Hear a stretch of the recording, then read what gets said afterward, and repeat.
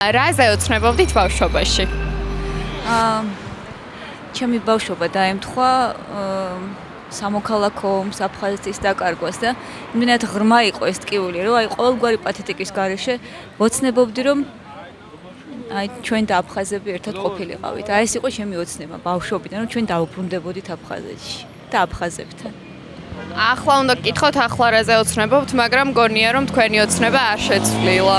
ზუსტად ეგრეა და დაემატა კიდევ ოცნებები იმისი, ხა ოცნებაც სხვანაირი გახდა, ხო, ბუნებრივი რაღაც. ოცნებას აღარ ვეძახით ამ ყველაფერს, ხო, ბავშვობაში რჩება ხოლმე ეს რაღაცა ჯადოსნური განცდით.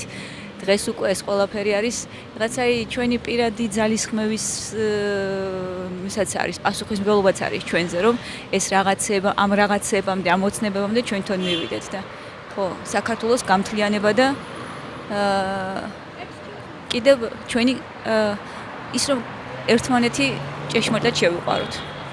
ჩემი სურვილიც არის ეს და იმედია აგვიხდება ოდესმე.